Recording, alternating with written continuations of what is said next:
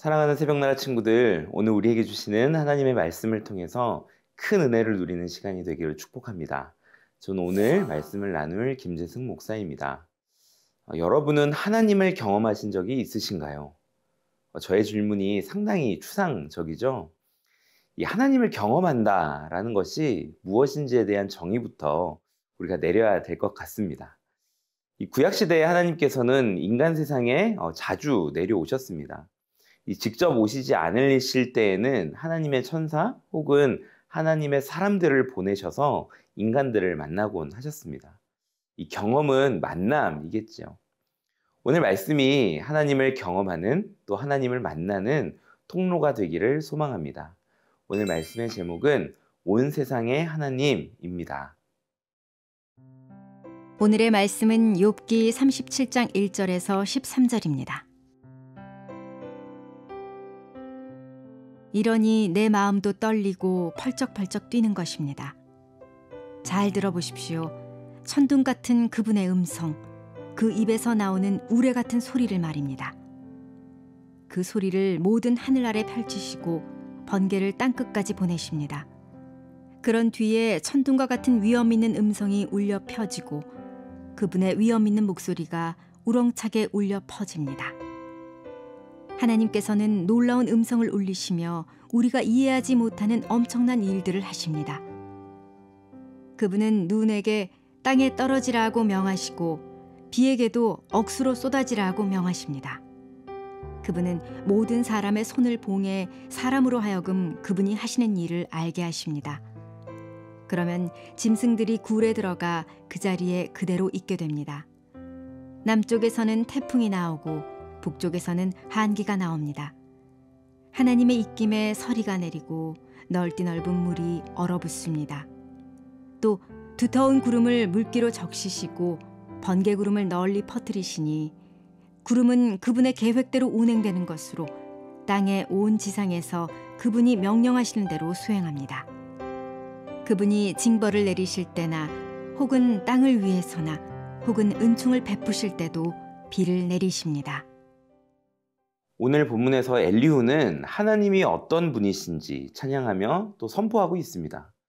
그 내용이 매우 놀라운데요. 우리 2절에서 4절까지 함께 읽도록 하겠습니다.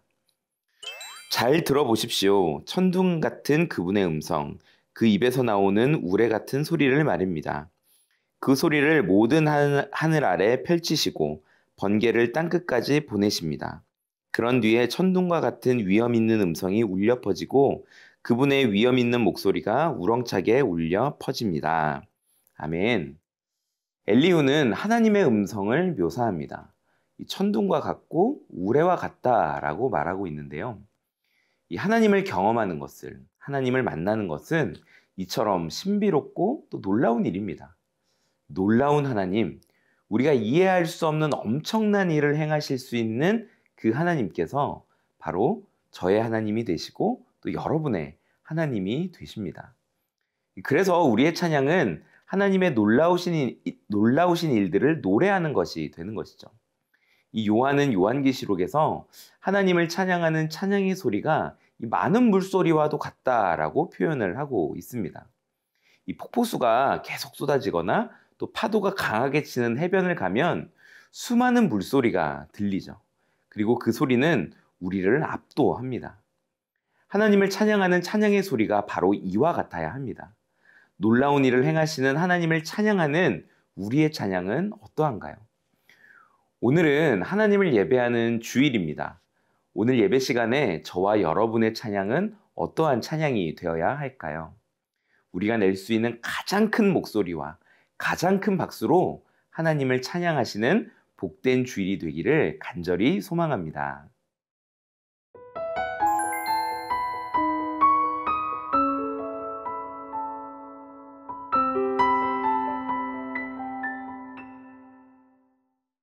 하나님께서는 모든 만물을 주관하시는 분이십니다. 우리 함께 12절 말씀 읽도록 하겠습니다. 구름은 그분의 계획대로 운행되는 것으로 땅의 온 지상에서 그분이 명령하시는 대로 수행합니다. 아멘. 오늘 본문은 하나님께서 어떻게 만물을 다스리시는지를 구체적으로 묘사하고 있습니다. 이 다양한 내용들이 오늘 본문에 설명되어 있지만 이 분명한 것은 12절의 기록처럼 모든 것은 그분이 명령하시는 대로 움직이고 또 수행한다라는 것입니다. 이처럼 하나님의 권능은 매우 크고 뛰어난 것이죠. 그런데 참 신기한 사실은 우주 만물이 모두 하나님의 손 안에 있음에도 우리 인간만큼은 끝까지 하나님을 거부하고 또 하나님을 향한 분노와 탄식을 내뱉으며 끝까지 하나님의 뜻이 아니라 죄를 따라 살아가기도 한다라는 것입니다. 제가 신학교를 다닐 때 한 신학교 교수님께서 수업 시간에 들려주셨던 이야기가 하나 있습니다. 예수님의 십자가 사건은 하나님의 놀라운 그 사랑의 절정이고 또 그 사랑 앞에 사단 마귀도 무릎을 꿇게 되었다라는 것이죠. 그러나 죽는 순간까지도 끝까지 하나님을 거부하고 거절하는 존재는 온 우주상에서 오직 딱 하나, 인간뿐이다라는 이야기를 들려주신 적이 있습니다. 그렇습니다. 우리가 믿는 하나님이 온 세상의 하나님이시지만 우리는 죄에 빠져서 그 하나님을 끝까지 거부하기도 하죠. 사랑하는 새벽나라 친구들, 우주 만물을 다스리시는 하나님을 나의 하나님으로 인정하고 또 그분의 명령에 순종하는 저와 여러분이 되시기를 축복합니다. 그리하여서 죄를 따라 사는 인생이 아니라 만물의 주관자 되신 하나님의 그 선하신 계획하심에 따라 하나님 나라의 백성의 삶을 살아가는 오늘 하루가 되기를 예수님의 이름으로 소망하고 축복합니다.